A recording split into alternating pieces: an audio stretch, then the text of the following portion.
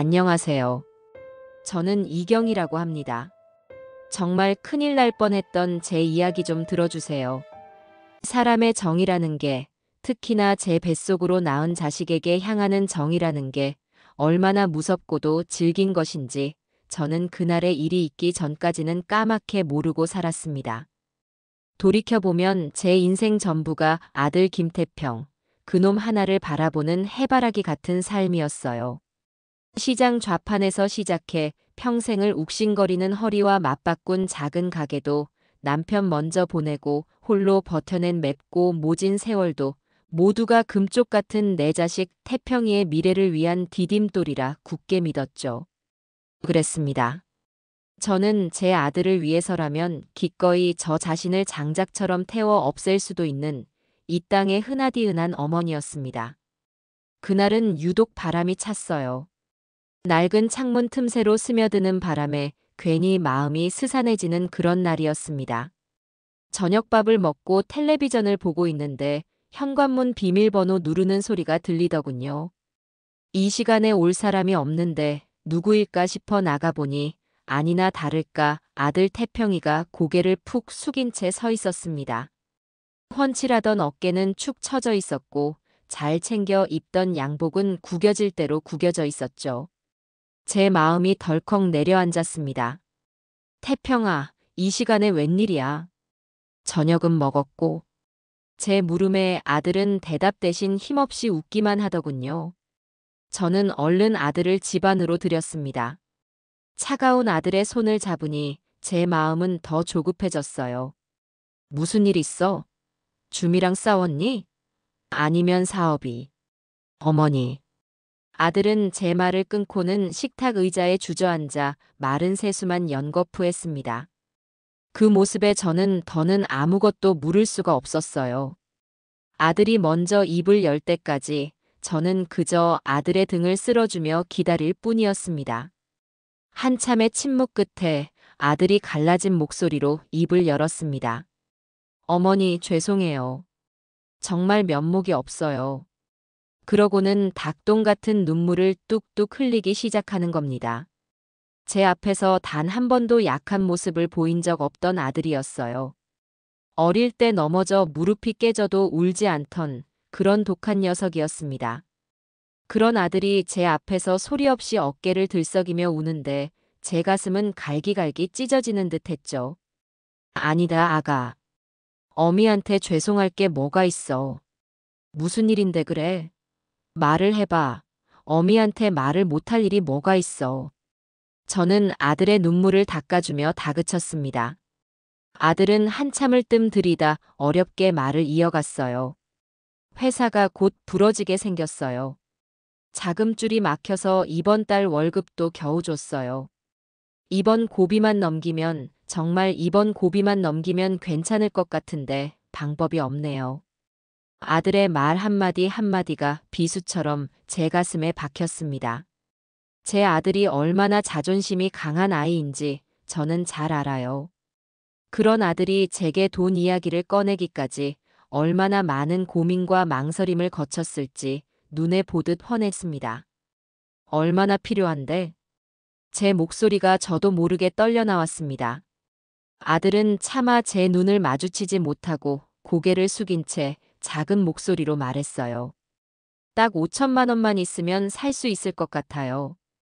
어머니, 제가 정말 염치 없다는 거 알아요. 어머니 노후 자금인 거 아는데 제가 정말 죽을 죄를 짓는 건데.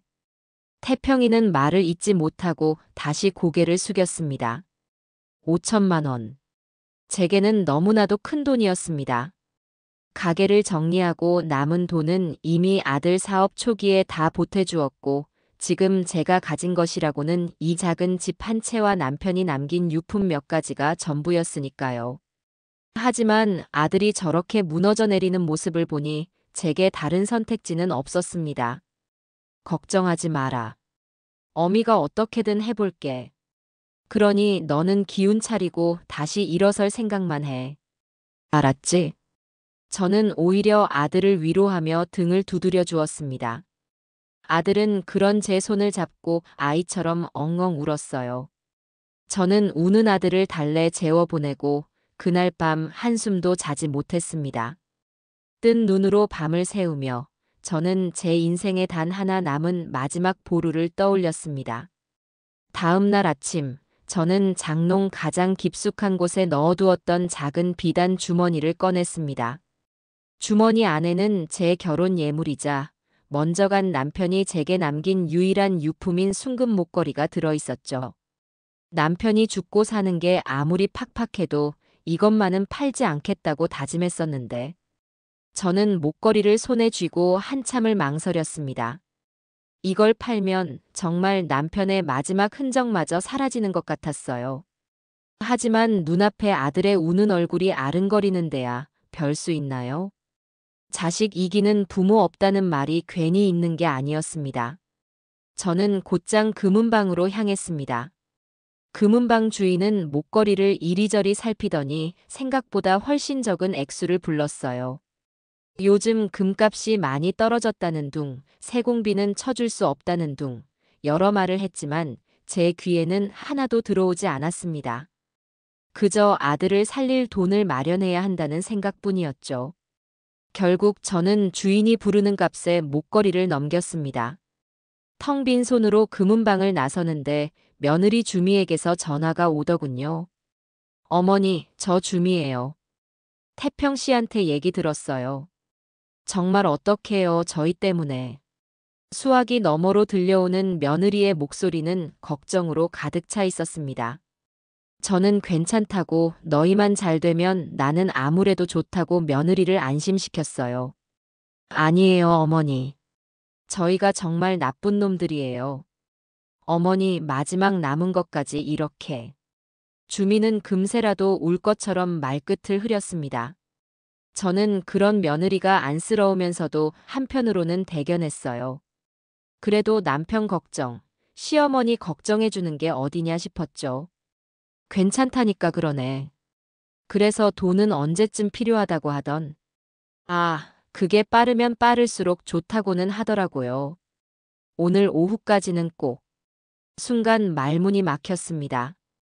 방금 전까지 저를 걱정하던 목소리는 온데간데 없고 돈을 재촉하는 듯한 느낌을 받았기 때문이에요. 하지만 저는 이내 고개를 저었습니다. 내가 너무 예민하게 구는 것이라고, 아들 회사가 그만큼 급한 상황이니 저러는 것이라고 애써 제 자신을 다독였죠. 저는 곧장 은행으로 가 목걸이를 판 돈에 혹시 몰라 꿍쳐두었던 비상금까지 탈탈 털어 아들 통장으로 붙였습니다. 통장 잔고에 찍힌 0원이라는 숫자를 보니 가슴 한쪽이 아려왔지만 그래도 마음은 후련했어요. 이제 아들이 다시 일어설 수 있을 테니까요. 그날 이후 제 밥상 위에는 다시 묵은 김치와 멀건 된장국만 오르기 시작했습니다. 난방비가 아까워 두꺼운 내복을 껴입고 밤에는 불도 일찍 끄고 잠자리에 들었죠. 그래도 괜찮았습니다. 아들 내외에게 돈을 붙인 날 저녁 태평이에게서 전화가 왔거든요. 어머니, 정말 감사합니다. 어머니 덕분에 저희 회사 살았어요. 이 은혜 제가 평생 갚을게요. 나중에 돈 많이 벌어서 어머니 호강시켜드리고 세계 일주도 보내드릴게요. 아들의 목소리는 하늘을 날아갈 듯 밝았습니다. 그 목소리 하나에 제 모든 서름과 걱정이 눈 녹듯 사라지는 기분이었어요. 저는 그거면 됐다고, 너만 잘 살면 그게 바로 어미의 호강이라고 말해주었습니다. 전화를 끊고 나서도 저는 한참 동안이나 행복한 상상에 빠져 있었습니다. 아들이 성공해서 저를 좋은 곳에 모시고 다니는 상상, 손주들과 함께 웃음꽃을 피우는 상상. 그런 상상만으로도 배가 부르고 등이 따뜻해지는 것 같았어요. 저는 제 마지막 남은 모든 것을 바친 내리사랑이 곧 아름다운 결실을 볼 것이라 굳게, 아주 굳게 믿고 있었습니다. 그 끔찍한 진실을 마주하기 전까지는 말입니다. 아들에게 마지막 남은 비상금까지 붙여준 뒤로 한 달이라는 시간이 흘렀습니다. 그 한 달 동안 저는 하루에도 12번씩 천국과 지옥을 오갔어요. 아침에 눈을 뜨면 우리 아들이 이 돈으로 제기해서 곧 성공하겠지 하는 생각에 하늘이라도 날아갈 듯 기뻤습니다. 그러다가도 저녁에 홀로 밥상에 앉으면 이 나이에 무일푼으로 덜컥 병이라도 나면 어쩌나 하는 불안감에 수저를 놓기 일쑤였죠. 그래도 저는 아들의 성공을 믿었습니다. 아니, 믿어야만 했어요. 제 인생 전부를 건 마지막 모험이었으니까요. 그날은 아들의 생일이었습니다. 저는 이른 새벽부터 시장에 나가 가장 좋은 소고기와 싱싱한 해산물을 샀어요. 아들이 어릴 때부터 가장 좋아하던 갈비찜과 해물 잡채, 미역국을 끓이기 위해서였죠. 며칠 동안 아껴 쓴 푼돈을 모조리 쏟아부었지만 아들이 맛있게 먹을 생각을 하니 하나도 아깝지 않았습니다. 몇 시간을 꼬박 서서 음식을 하고 나니 허리가 끊어질 듯 아파왔지만 마음만은 풍족했어요. 양손 가득 묵직하게 음식을 싸들고 아들네 아파트로 향하는 내내 제 입가에서는 웃음이 떠나지 않았습니다. 어머니, 어서 오세요. 아이고, 생일은 무슨 생일이라고 이걸 다 해오셨어요. 현관문을 열어준 며느리 주민은 제 손에 들린 보따리를 보며 과장되게 놀라는 신용을 했습니다. 저는 괜찮다며 손을 젓고 집 안으로 들어섰어요. 그런데 현관에 들어서는 순간 익숙하면서도 낯선 향기가 코를 훅 찔렀습니다. 백화점 1층 화장품 가게에나 가야 맡을 수 있는 아주 값비싼 향이었어요. 집의 향이 참 좋구나. 방향제 바꿨니? 제 물음에 주민은 잠시 당황하는 듯 하더니 이내 거실 테이블 위에 놓인 세련된 유리병을 가리켰습니다. 아, 저거요? 친구가 쓰던 건데 자기는 향이 질렸다고 거의 새 것을 줬어요. 공짜라길래 얼른 받아왔죠. 저는 고개를 끄덕였지만 마음 한편이 어딘가 개운치 않았습니다. 친구가 공짜로 줬다는 것 치고는 포장도 채 뜯지 않은 새 것처럼 보였거든요. 주방으로 음식을 옮기는데 이번에는 번쩍이는 새 커피 머신이 눈에 들어왔습니다. 제가 아는 상표는 아니었지만 한눈에 봐도 아주 비싸 보이는 물건이었죠. 저건 또 뭐니? 너희 집은 커피도 안 마시면서. 아, 저것도 아는 분이 카페 정리하면서 그냥 주셨어요. 자리만 차지하는데 버리기도 아깝고 어머니라도 쓰시려면 가져가세요. 주민은 대수롭지 않게 말하며 어깨를 으쓱했습니다. 저는 또다시 고개를 끄덕일 수밖에 없었죠. 하지만 이상했습니다. 제 아들 내외는 회사가 망하기 직전이라며 제 피 같은 돈을 가져간 사람들이에요.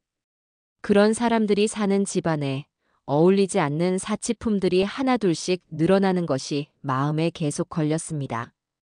하지만 저는 애써 그런 의심을 지웠어요. 사람이 궁지에 몰리면 없던 무력도 생기는 법이지. 남이 준다는데 마다할 필요는 없지 않나. 그렇게 생각하며 스스로를 위로했습니다. 태평이는 아직 안 들어왔니? 네, 어머니. 오늘도 회사 일 때문에 바쁜가 봐요. 그래도 저녁에는 꼭 들어온다고 했어요. 어머니, 음식이 식기 전에 어서 상 차릴까요? 주민은 서둘러 화제를 돌리며 부산스럽게 움직이기 시작했습니다. 저는 주미를 도와 상을 차리면서도 마음속에 작은 껄끄러움을 떨쳐낼 수가 없었어요. 그렇게 음식을 거의 다 차렸을 때쯤 갑자기 아랫배에 신호가 왔습니다. 주미야, 나 화장실 좀 다녀와야겠다. 네, 어머니. 편하게 쓰세요. 저는 잠깐 마트 좀 다녀올게요.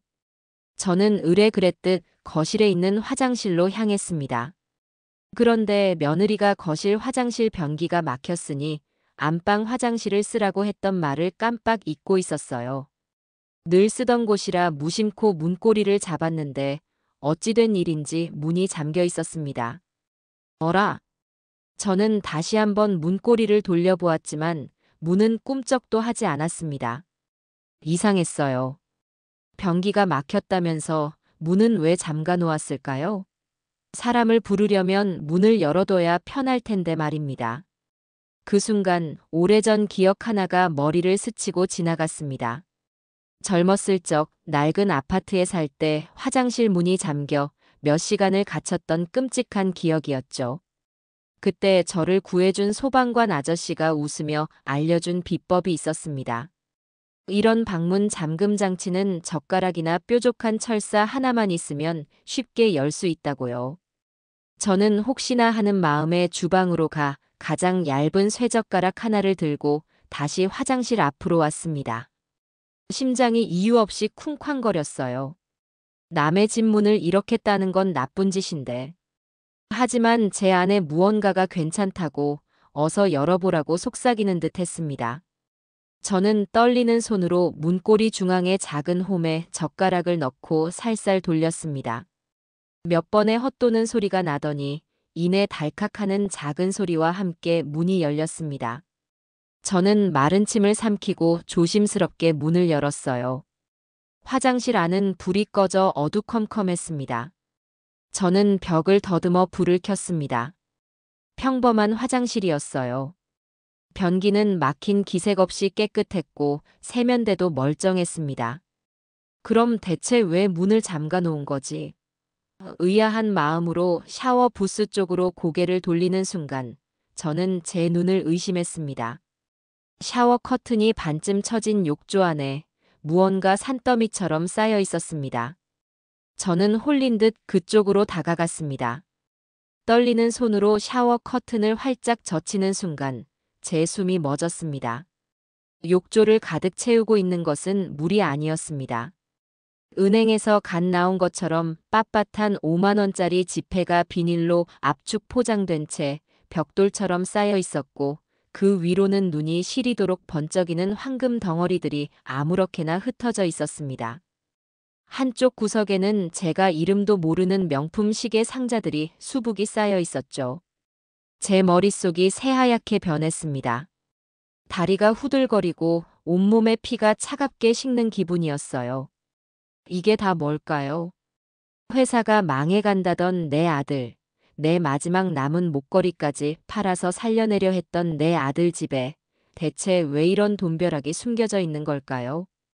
저는 그 자리에 못 박힌 듯 서서 움직일 수가 없었습니다. 그때였습니다. 현관문 도어록 해제되는 소리가 띠리릭 하고 울렸고 곧이어 아들 태평이의 목소리가 들렸습니다. 주미야, 나왔어. 어머니는? 아들의 발소리가 점점 가까워졌습니다. 저는 소리를 지르거나 도망치거나 혹은 문을 닫아야 했습니다.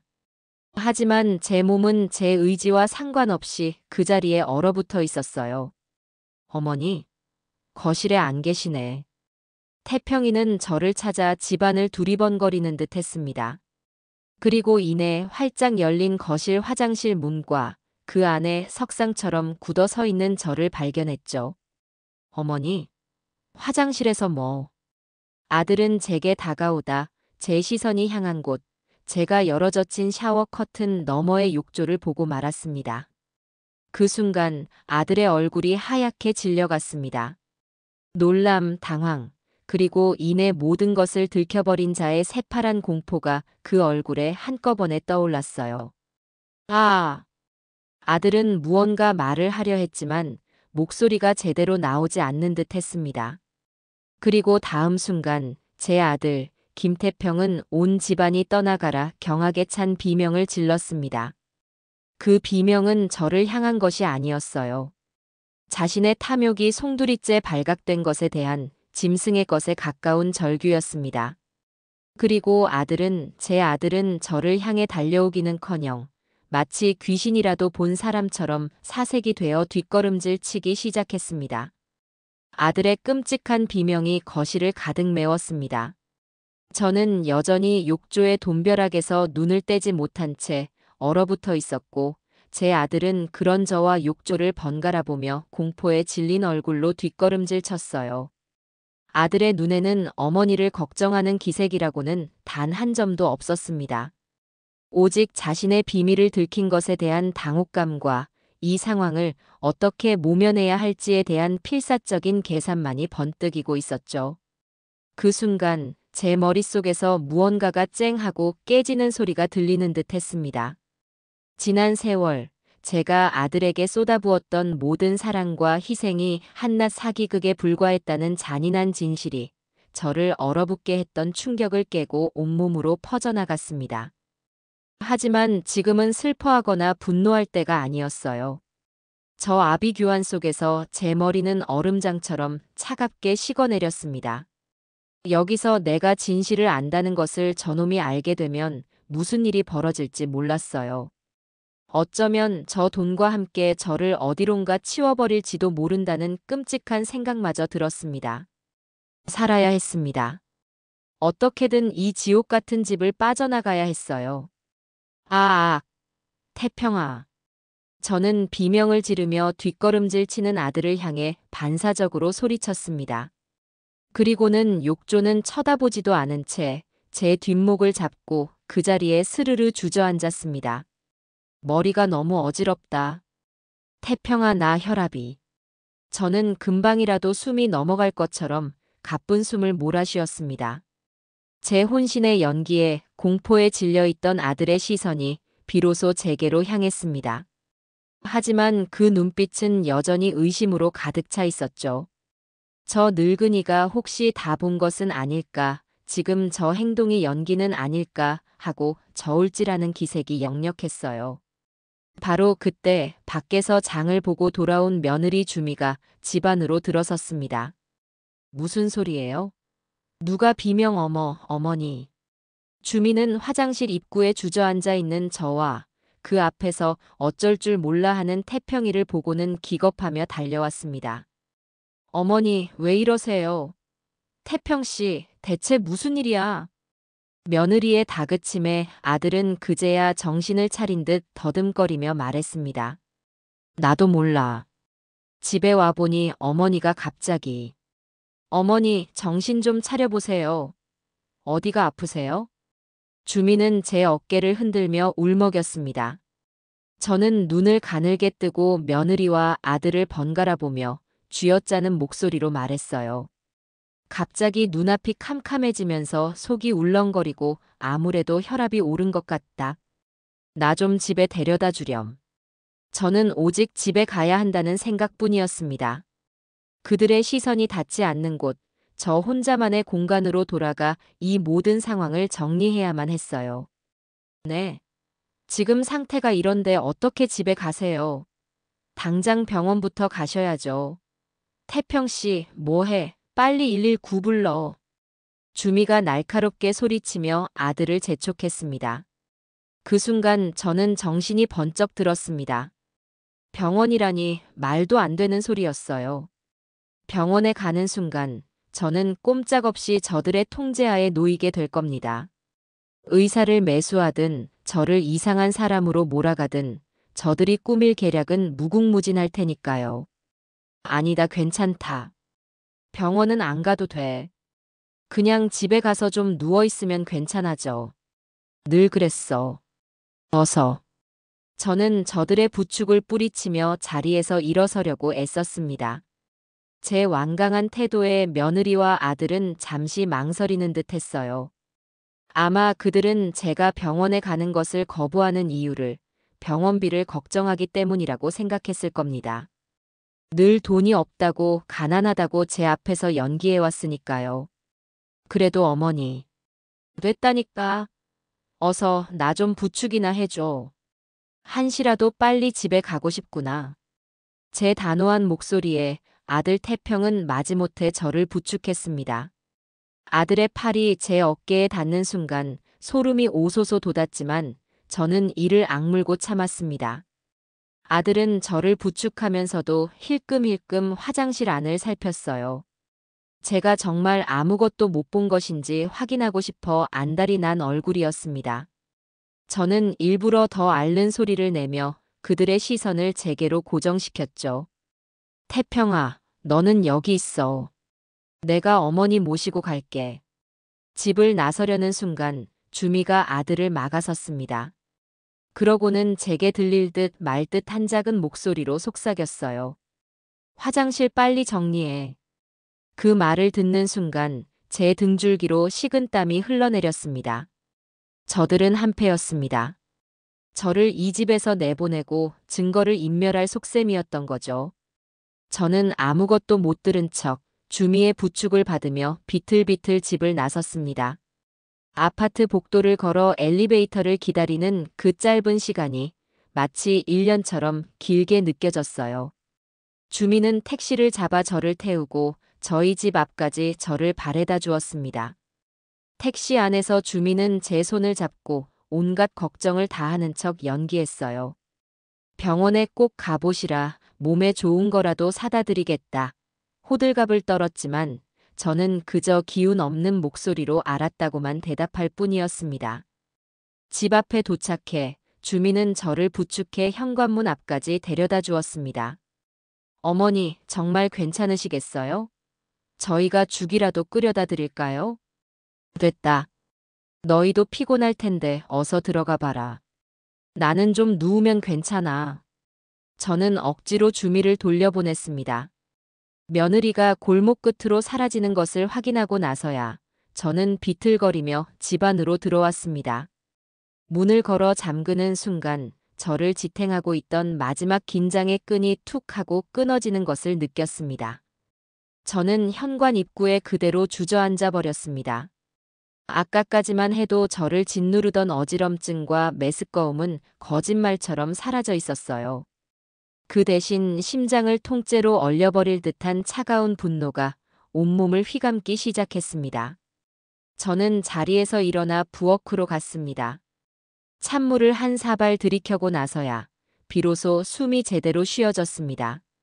그리고 제 머릿속에서는 아까 보았던 욕조의 광경이, 아들의 경악하던 얼굴이, 며느리의 차가운 속삭임이 쉴 새 없이 재생되고 있었어요. 모든 조각이 하나로 맞춰졌습니다. 아들의 눈물, 제 마지막 유품이었던 목걸이, 저들의 궁핍한 연기, 그리고 어울리지 않던 사치품들. 그 모든 것이 저를 속이기 위한 거대한 연극이었습니다. 제 아들과 며느리는 처음부터 제 전 재산을 노리고 계획적으로 제게 접근했던 겁니다. 눈물이 나오지 않았습니다. 슬프지도 않았어요. 그저 제 인생이, 제 모든 것이 부정당한 기분이었습니다. 평생을 바쳐 키운 아들이 사실은 저를 숙주 삼아 피를 빨아먹는 거머리 같은 존재였다는 사실을 어떻게 받아들여야 할까요? 저는 한참을 식탁 의자에 앉아 멍하니 허공만 바라보았습니다. 배신감에 몸을 떨다가 억울함에 치를 떨다가 그러다 문득 이런 생각이 들었습니다. 여기서 내가 무너지면 저들의 뜻대로 되는 것이다. 저들은 제가 이 충격으로 쓰러져 알아눕거나 혹은 이성을 잃고 쫓아가 모든 것을 따져 묻기를 바랄 겁니다. 그러면 저를 정신 이상자로 몰아 병원이나 요양원에 가둬버리고 남은 제 재산마저 합법적으로 가로챌 계획이겠죠. 녹음기에서 들었던 그들의 계획 그대로 말입니다. 저는 그렇게 호락호락하게 당해줄 수 없었습니다. 아니, 절대로 당해주지 않을 것이었어요. 그 순간 제 안에서 무언가가 단단하게 굳어지는 것을 느꼈습니다. 지난 70년 동안 어머니라는 이름으로 살아왔던 유약한 이경이는 방금 아들네 집에서 죽었습니다. 이제 남은 것은 제 인생을 되찾고 저 악마 같은 놈들에게 자신들이 저지른 짓의 대가를 처절하게 돌려줄 복수심에 불타는 이경희뿐이었어요. 저는 자리에서 벌떡 일어났습니다. 더 이상 망설일 시간이 없었어요. 눈물과 감정은 사치였습니다. 이제부터는 증거와의 싸움이었죠. 저들의 모든 거짓과 위선을 세상에 드러낼 누구도 반박할 수 없는 확실한 증거가 필요했습니다. 저는 외투를 챙겨 입고 집을 나섰습니다. 제 목적지는 단 한 곳, 용산 전자상가였습니다. 제 손에 저들의 목을 조일 첫 번째 무기를 쥐기 위해서였죠. 아주 작고 누구의 눈에도 띄지 않으며 저들의 가증스러운 목소리를 똑똑히 담아낼 그런 성능 좋은 녹음기가 필요했습니다. 용산 전자상가에서 돌아온 저는 꼬박 이틀을 집 밖으로 나가지 않았습니다. 혹시라도 아들 내외가 제 상태를 살피러 올까봐 문을 걸어 잠그고 아픈 사람처럼 위장했죠. 전화가 오면 일부러 기운 없는 목소리로 받았고 죽을 사서 집 앞에 두고 가겠다는 말에는 괜찮다며 한사코 거절했습니다. 저들은 아마 제가 그날의 충격으로 거동이 불편할 정도로 알아누웠다고 생각했을 겁니다. 그리고 그 생각에 안심하고 있겠죠. 그들이 그렇게 방심하는 동안 저는 제 방에 틀어박혀 새로 사온 녹음기의 사용법을 익히고 또 익혔습니다. 제 손에 익숙해질 때까지 수십 번을 껐다 켰고 가장 음질이 선명하게 녹음되는 위치를 찾기 위해 집안 곳곳에 숨겨보기도 했습니다. 이제 제게 남은 것은 오직 치밀한 계획과 냉철한 이성뿐이었어요. 작전 개시일로 잡은 날, 저는 아침 일찍부터 정성껏 닭죽을 끓였습니다. 그날 이후 입맛이 없어 통 아무것도 못 드시는 어머니를 위해 아들 내외가 특별히 좋아하는 닭죽을 쑤어가는 기특한 노모의 역할을 연기하기 위해서였죠. 저는 일부러 초췌해 보이도록 며칠간 로션도 바르지 않았고 평소보다 더 허름한 옷을 골라 입었습니다. 누가 봐도 자식 걱정에 수심이 가득한 늙은 어머니의 모습, 바로 그것이었습니다. 아들네 아파트로 향하는 길, 제 심장은 이상할 정도로 차분했습니다. 닭죽이 든 냄비와 함께 제 가방 안에는 작은 녹음기가 든 반찬통이 들어 있었죠. 저는 엘리베이터 거울에 비친 제 모습을 보며 마지막으로 표정을 점검했습니다. 금방이라도 눈물을 쏟을 것처럼 슬프고 모든 것을 체념한 듯한 표정. 완벽했어요. 어머니, 이 몸으로 여긴 어쩐 일이세요? 현관문을 열어준 주민은 제 모습을 보고 기겁을 했습니다. 저는 힘없이 웃으며 손에 든 냄비를 들어보였어요. 너희라도 잘 먹어야지. 나는 입맛이 없어 통 넘어가질 않는데 너희 생각에 죽을 좀 쑤어왔다. 제 말에 주미의 얼굴에 잠시 안도하는 빛이 스쳤습니다. 제가 그날의 일을 전혀 기억하지 못하거나 혹은 기억하더라도 그저 노안으로 인한 헛것으로 치부하고 있다고 판단한 모양이었어요. 아이고 어머니. 저희 생각은 마시고 몸부터 챙기셔야죠. 들어오세요 얼른. 주민은 살갑게 저를 집 안으로 이끌었습니다. 태평이도 거실 소파에 앉아 있다가 저를 보고는 걱정스러운 표정으로 다가왔어요. 어머니, 괜찮으세요? 그날 정말 놀랐어요.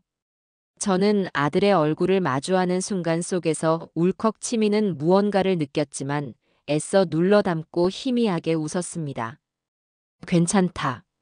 늙으면 다 그런 거지. 그나저나 그날 내가 혹시 무슨 헛소리라도 하진 않았니? 정신이 하나도 없어서. 저는 일부러 아들의 눈을 똑바로 쳐다보며 물었습니다. 제 기억을 떠보려는 마지막 시험이었죠. 아들은 잠시 움찔했지만 이내 자연스럽게 표정을 바꾸며 제 손을 잡았습니다. 아니에요, 어머니. 그냥 어지럽다고만 하셨어요. 저희가 더 놀라서 허둥댔죠. 완벽한 거짓말이었습니다. 저는 속으로 코웃음을 치며 고개를 끄덕였어요. 이제 저들은 제 연기에 완전히 속아 넘어온 겁니다. 저는 주미를 따라 주방으로 가 닭죽을 그릇에 담아주었습니다. 그리고는 자연스럽게 거실로 와 소파에 앉았죠. 아들과 며느리는 식탁에 앉아 제가 끓인 닭죽을 떠먹기 시작했습니다. 바로 지금이 기회였어요. 아이고 목이야. 나 물 한 잔만 갖다 주겠니? 제가 헛기침을 하며 말하자 주미가 자리에서 일어났습니다. 저는 그 틈을 놓치지 않고 가방에서 녹음기가 든 반찬통을 꺼내 소파 밑 가장 깊숙하고 어두운 곳으로 쓱 밀어 넣었습니다. 심장이 미친 듯이 뛰었지만 제 손은 한치의 떨림도 없었어요. 그렇게 저는 1시간가량을 더 그 집에 머물렀습니다. 아들 내외와 시시콜콜한 이야기를 나누고 그들의 건강을 걱정하고 제 몸은 걱정 말라는 말을 반복했죠. 그들이 제 앞에서 얼마나 완벽한 위선자가 될 수 있는지 제 눈으로 똑똑히 확인하고 싶었기 때문입니다. 지옥 같은 1시간이 흐르고 저는 자리에서 일어섰습니다. 이제 그만 가봐야겠다. 너희도 일해야지. 벌써 가시게요? 좀 더 계시다 가시지. 아니다. 오래 앉아있으니 또 어지러운 것 같구나. 저는 다시 아픈 기색을 내비치며 현관으로 향했습니다. 아들 내외는 저를 문 앞까지 배웅해 주었어요. 저는 엘리베이터를 타고 아파트 1층에 내렸습니다. 그리고 곧장 아파트를 빠져나가지 않고 1층 로비 구석에 있는 의자에 앉아 시간을 확인했죠. 10분. 딱 10분만 기다렸다가 다시 올라갈 계획이었습니다. 10분이 흐르고 저는 다시 엘리베이터를 탔습니다. 아들 네 집 현관문 앞에 서서 저는 크게 숨을 들이쉬고는 초인종을 눌렀습니다. 누구세요? 주미의 목소리가 들렸고 저는 다급한 목소리로 말했습니다. 나다 주미야. 아이고, 내가 정신이 없어서 휴대폰을 너희 집에 놓고 온 것 같구나. 잠시 후 문이 열리고 주미는 조금 귀찮다는 표정을 숨기지 못한 채 저를 맞았습니다. 저는 미안하다는 말을 연발하며 거실로 들어가 소파 주변을 뒤지는 척했어요. 그리고는 자연스럽게 소파 밑으로 손을 뻗어 아까 숨겨두었던 반찬 통로금기를 꺼내 들었습니다. 아이고, 여기 있었네. 미안하다, 왔다 갔다 하게 만들어서. 저는 녹음기를 다시 가방에 넣고 이번에야말로 정말 그 집을 빠져나왔습니다. 집으로 돌아오는 내내 제 심장은 기대와 분노로 주체할 수 없이 뛰고 있었어요. 집에 도착하자마자 저는 방문을 걸어 잠그고 가방에서 녹음기를 꺼냈습니다. 그리고는 떨리는 손으로 재생 버튼을 눌렀죠. 녹음기에서는 한동안 닭죽을 먹는 소리와 저와 아들 내외가 나누는 의미 없는 대화만 흘러나왔습니다. 제가 집을 나선 직후였어요. 아들과 며느리의 목소리가 들리기 시작했습니다. 아, 진짜 피곤하다. 저 노인네는 왜 자꾸 찾아오는 거야? 그러게 말이야. 그날 진짜 기절하는 줄 알았네. 다 본 줄 알고. 다행히 그냥 늙어서 그런 거였나 봐. 기억도 못하는 것 같던데. 그런 것 같긴 한데 그래도 불안해. 욕조에 있는 거 빨리 다른 데로 옮겨야 하는 거 아니야? 당신은 무슨 말을 그렇게 해? 지금 옮기면 더 수상하지. 한동안은 저렇게 아픈 척 하다가 잠잠해지면 그때 옮기면 돼. 그리고 어차피 저 노인네 곧 요양원으로 보낼 거잖아. 요양원? 얘기 끝난 거야? 그럼. 내가 알아보니까 치매 초기 증상으로 진단서 끊으면 재산 관리 권한도 우리가 가져올 수 있대. 마침 그날 저렇게 쓰러져 줬으니 의사한테 말만 잘하면 되겠어. 아주 그냥 자기가 무덤을 파요. 그래도 어머니인데.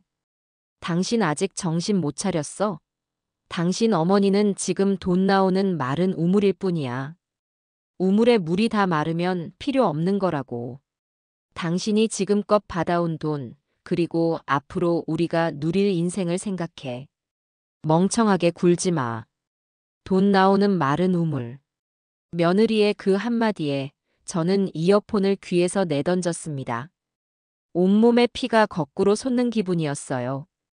저를 요양원에 보낼 계획을 세우고 제 재산을 가로챌 궁리를 하고 심지어 저를 치매 환자로 만들 생각까지 하고 있었습니다. 저는 그 자리에 한참을 앉아 있었습니다. 분노는 이미 그 임계점을 넘어섰고 남은 것은 오직 차가운 결심뿐이었어요. 저는 더 이상 혼자서 싸울 수 없다는 것을 깨달았습니다. 법을 알고 저를 진심으로 도와줄 사람이 필요했어요. 제 머릿속에 단 한 사람의 얼굴이 떠올랐습니다. 어릴 때부터 제 아들 태평이보다 더 저를 따랐던 지금은 법무사 사무실에서 일하고 있는 동네 청년 민석이었습니다. 저는 민석이와 통화를 했고 수화기를 내려놓은 제 손이 미세하게 떨리고 있었습니다. 민석이의 확신에 찬 마지막 한마디가 귓가에 쟁쟁하게 울리는 듯 했죠. 저놈들 사람 잘못 건드렸어요.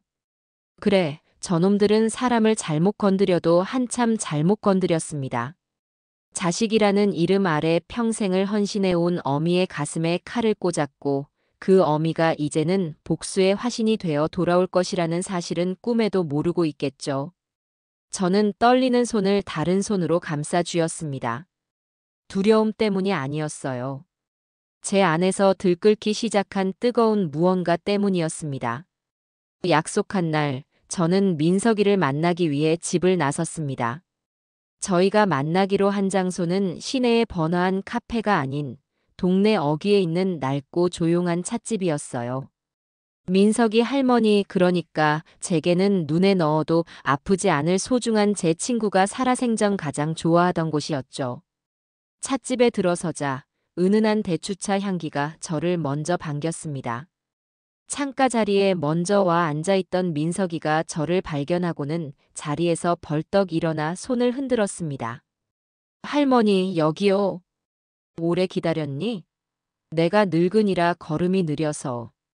아니에요, 할머니. 저도 방금 왔어요. 추우셨죠? 일단 앉으세요. 민석이는 제 외투를 받아주고 따뜻한 차를 주문해 주었습니다. 어릴 때 코울릭의 모습이 눈에 선한데 어느새 이렇게 늠름하고 속 깊은 청년으로 자랐는지. 제 친구가 하늘에서 본다면 얼마나 자랑스러워할까 하는 생각에 잠시 마음이 뭉클해졌어요. 할머니, 지난번에 말씀하신 자료들 가져오셨어요? 민석이의 말에 저는 정신을 차리고 가방에서 두툼한 서류 봉투를 꺼냈습니다. 그 안에는 제가 지난 며칠간 밤을 새워 정리한 자료들이 들어있었죠. 아들 태평이에게 처음 사업 자금을 대주었을 때부터 마지막으로 제 목걸이를 팔아 넘겨준 돈까지 날짜와 금액이 적힌 은행 거래 내역서 사본과 제 기억을 더듬어 쓴 진술서였습니다. 민석이는 제가 내민 서류들을 아주 꼼꼼하게 살피기 시작했습니다. 한 장 한 장 넘어가는 민석이의 표정이 점점 더 굳어지는 것을 보니 제 마음은 오히려 차분해졌습니다. 제 억울함을 알아주는 단 한 사람의 아군이 생긴 기분이었어요. 이것만 봐도 할머니 전 재산을 거의 다 가져갔네요. 아드님 사업이 그렇게까지 어려웠던 건가요? 나도 그런 줄로만 알았지. 내 모든 걸 다 줘도 아깝지 않다고 생각했어. 내 아들이니까. 저는 찻잔을 들어 한 모금 마셨습니다. 그리고는 가장 중요한 증거물, 녹음기를 꺼내 민석이 앞에 놓았습니다. 이걸 한번 들어보렴. 이걸 듣고 나면 민석이 너도 내 마음을 이해하게 될 게다.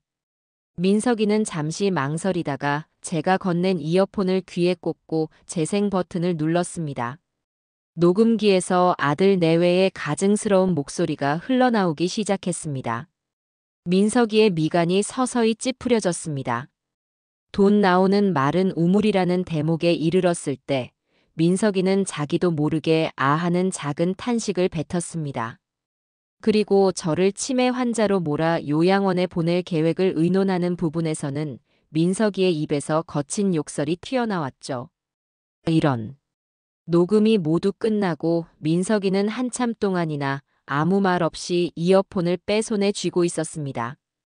그 얼굴에는 충격과 분노, 그리고 저에 대한 깊은 연민이 뒤섞여 있었어요. 할머니, 정말 죄송해요. 제가 대신 사과드릴게요. 인간이 어떻게 부모님한테 이런 짓을 할 수가 있어요. 민석이는 제게 고개를 숙였습니다. 저는 그런 민석이의 어깨를 조용히 두드려 주었습니다. 너가 왜 사과를 하니? 고개 들어라. 나는 이제 괜찮다. 슬퍼하고 분노할 시간은 이미 다 지났어. 이제부터는 저들에게 죗값을 치르게 해줄 시간만 남았을 뿐이야. 제 단호한 목소리에 민석이는 결심이 선 듯한 표정으로 저를 바라보았습니다. 네, 할머니. 이제부터는 제가 할머니의 창과 방패가 되어드릴게요. 저놈들이 할머니 재산 단 한 푼도 더 손대지 못하게, 그리고 지금까지 가져간 돈 전부 토해내게 만들 겁니다.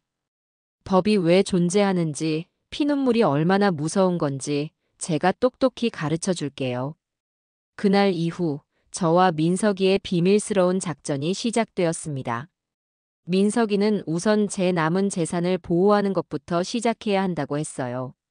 아직 제 명의로 남아있는 이 작은 집과 예전에 가게를 했던 상가 건물이 저들의 다음 목표가 될 것이 분명했기 때문입니다. 할머니, 일단 이 집이랑 상가는 빨리 처분해서 현금으로 바꿔야 해요. 그리고 그 돈은 아드님이 절대 찾을 수 없는 안전한 곳으로 옮겨야 합니다. 저는 민석이의 말에 따라 다음 날 바로 부동산의 집과 상가를 내놓았습니다. 부동산 사장님은 저를 본 지 20년도 넘은 동네 토박이었죠. 아니, 사모님, 이 집을 왜 파세요? 태평이한테 물려주신다면서요? 아, 그게 아들네랑 합가하기로 했어요. 늙어서 혼자 사는 것도 청승맞고 손주들 재롱이나 보면서 살려고요. 저는 천연덕스럽게 거짓말을 했습니다. 제 속이 시커멓게 타들어가는 것을 부동산 사장님은 꿈에도 몰랐을 겁니다. 다행히 집과 상가는 시세보다 조금 싸게 내놓은 덕분에 금방 새 주인을 찾을 수 있었어요. 저는 제 인생의 역사가 고스란히 담긴 공간들을 정리하며 수십 번씩 울컥하는 마음을 다잡아야 했습니다. 하지만 이건 끝이 아니라 새로운 시작을 위한 준비 과정이라고 저는 스스로를 계속해서 다독였습니다. 집과 상가를 처분한 목돈이 통장에 들어온 날, 저는 민석이와 함께 은행으로 향했습니다. 민석이는 저를 제1금융권의 가장 큰 지점으로 데려가 PB 고객만 이용할 수 있는 상담실로 안내했어요. 할머니의 모든 자금은 이쪽으로 옮길 겁니다. 여기는 보안도 철저하고 아드님이 할머니 명의라고 해도 함부로 거래 내역을 조회할 수도 없어요. 저는 민석이의 도움을 받아 새로운 계좌를 만들고 모든 돈을 그곳으로 옮겼습니다. 그리고는 민석이의 조언에 따라 혹시 모를 사태에 대비해 유언장과 비슷한 효력을 가지는 유언 대용 신탁이라는 것에도 가입했죠. 제가 혹시라도 잘못될 경우 제 모든 재산이 아들 내외가 아닌 사회에 환원되도록 하는 장치였습니다. 제 재산을 지키기 위한 모든 법적, 제도적 장치를 완벽하게 끝마치고 나니 비로소 마음이 조금 놓이는 듯 했어요. 이제 제 재산을 지킬 방패는 완성되었습니다. 다음은 저들을 심판대에 올릴 창을 만들 차례였죠. 할머니, 이제 마지막 미끼를 던질 시간이에요. 민석이가 비장한 표정으로 말했습니다. 마지막 미끼. 그것은 바로 제 마지막 남은 재산이라고 그들이 믿고 있는 집을 이용하는 것이었습니다. 제가 아드님께 전화를 걸어서 사기를 당해 길거리에 나앉게 생겼다고 울면서 매달리는 연기를 할 겁니다. 그럼 저들은 제 마지막 재산인 이 집을 담보로 대출을 받게 하거나 혹은 집을 팔아서 돈을 달라고 하겠죠. 그 과정에서 저들의 탐욕을 확실하게 증거로 남기는 겁니다. 좋은 계획이네요. 하지만 할머니 괜찮으시겠어요? 또 한 번 상처받으실 텐데. 괜찮다. 이젠 아무렇지도 않아. 내 아들 태평이는 이미 내 마음속에서 죽었으니까. 저는 민석이와 함께 통화 대본까지 만들며 치밀하게 연기를 준비했습니다. 그리고 며칠 뒤 저는 떨리는 손으로 아들 태평이에게 전화를 걸었습니다. 신호음이 몇 번 울리고 아들의 목소리가 들렸습니다. 어머니, 웬일이세요? 태평아, 흐흑 태평아, 나 어떡하면 좋니? 저는 대본대로 다짜고짜 울음부터 터뜨렸습니다. 제 울음소리에 아들은 당황한 듯 했죠. 어머니, 왜 우세요? 무슨 일 있어요? 내가 사기를 당했다.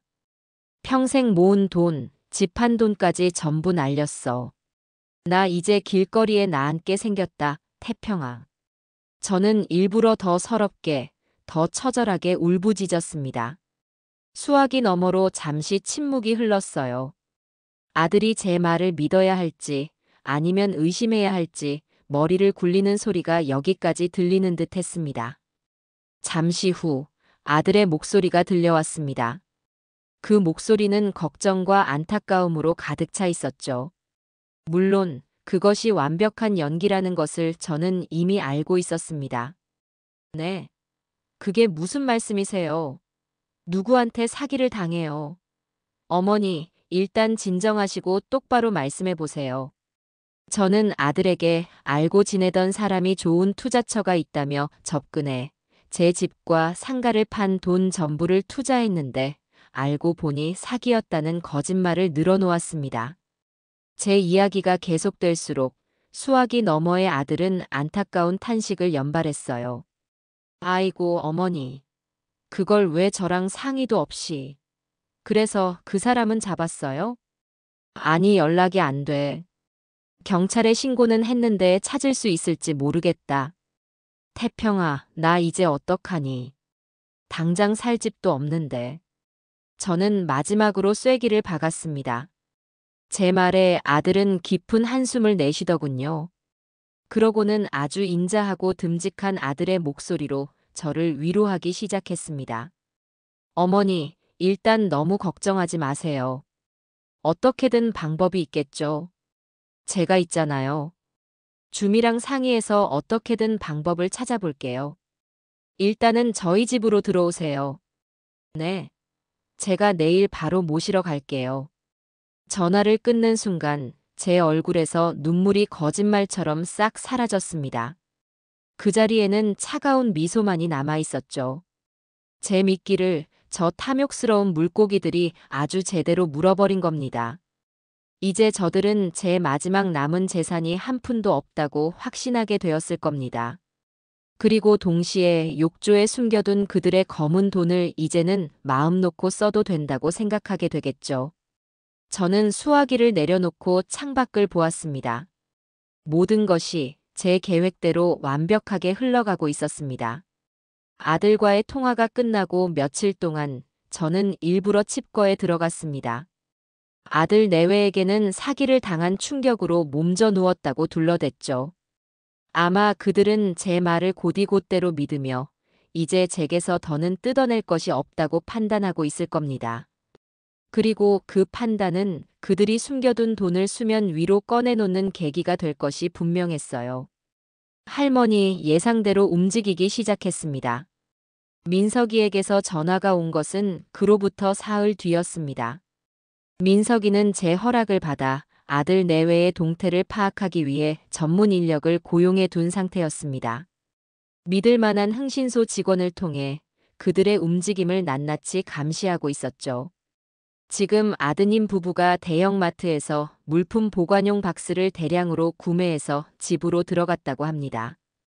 아마 오늘이나 내일 중으로 돈을 옮길 생각인 것 같아요. 그렇구나.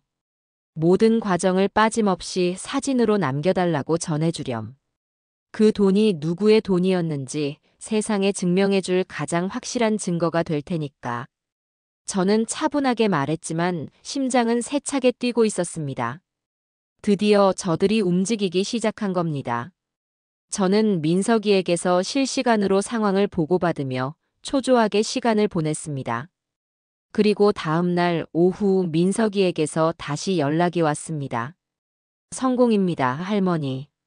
방금 아드님 부부가 박스 수십 개를 차에 싣고 경기도 외곽에 있는 한 창고로 들어가는 모습을 전부 촬영했습니다. 박스를 나르는 모습, 창고 안에 쌓아두는 모습까지 아주 선명하게요. 그 말을 듣는 순간 저는 저도 모르게 주먹을 꽉 쥐었습니다. 이제 결정적인 증거는 모두 제 손안에 들어온 셈이었습니다. 욕조에 있던 돈다발의 출처를 저들은 결코 변명할 수 없게 된 거죠. 며칠 뒤 민석이가 작은 USB 하나를 들고 저희 집으로 찾아왔습니다. 그 안에는 흥신소 직원이 찍은 수백 장의 사진이 담겨 있었죠. 저는 민석이와 함께 노트북으로 사진을 확인했습니다. 사진 속의 아들 내외는 제 앞에서는 단 한 번도 보여준 적 없는 환한 웃음을 짓고 있었습니다. 돈 상자를 마치 보물처럼 소중하게 끌어안고 자신들의 탐욕이 이룬 결과물에 한껏 취해 있는 모습이었어요. 저는 그 사진들을 보며 제 안에 남아있던 마지막 한 조각의 미련마저 깨끗하게 불태워 버렸습니다. 이제 모든 증거는 갖추어졌습니다. 남은 것은 저들을 심판대에 세울 마지막 무대를 준비하는 것이었죠. 민석이는 자신이 아는 변호사 중에 가장 실력 있고 냉철한 사람을 섭외했다고 했습니다. 박진영 변호사님이라고 기업 간의 소송을 전문으로 하시는 분이에요.